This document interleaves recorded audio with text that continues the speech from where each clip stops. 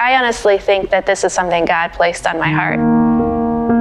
I just got to thinking about, what if it was here? What if that was me in that situation and I had to go to another country? Would I be willing just to be as brave as they have? You were crying just you left? Yeah, no, I just came back.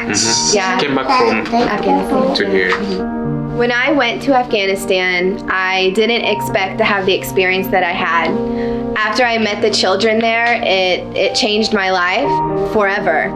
And I think it was my experience in Afghanistan that led me to want to work with refugees.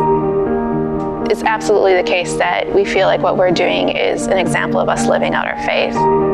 We believe that we're called to love God and love people. These are like the two greatest commandments that Jesus gave us. They're really one and the same commandment. You love God by loving people, and you love people by loving God. God, as we approached your throne and we talked to you, God, we know that part of your kingdom is for us to be attentive to one another. But God, the gift of refugees from all over the world, God, that have found their way to Northwest Arkansas, they're a gift to us. We would love to have other people enjoy what we're enjoying, which is an expansion of our own lives and our own thoughts, an expansion of our hearts, God, for the things that really matter to you most. Amen. This community really rallies around these refugees, and we welcome them. They're not refugees anymore. They are our community members. And I think our community is stronger because of refugees in our area. And, we know what's going on in Syria right now.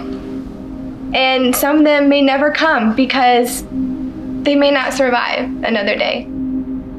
You did an amazing job. You are changing a lot of lives.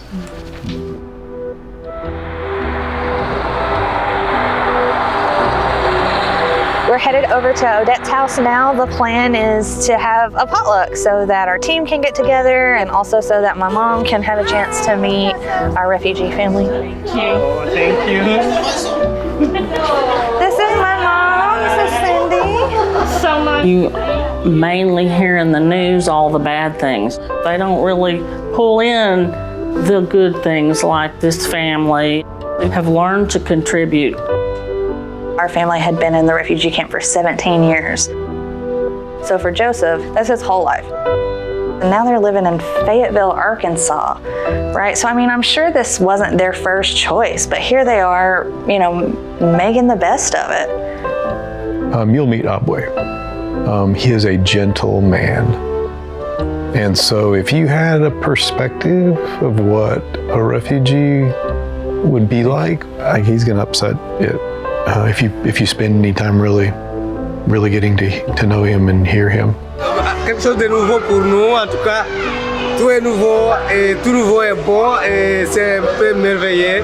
C'est comme si, je vais dire, comme les religieux vont dire qu'ils quittent le monde vers le ciel. I've seen the process they go through. I've seen the forms. They've had their irises scanned, fingerprints, toe prints. They've been put through the ringer before they come here. We've wanted for a long time as a community to concretely help people. Times where we would feel just really overwhelmed by all the things happening in the world. And it took a long time for me to actually do anything about that.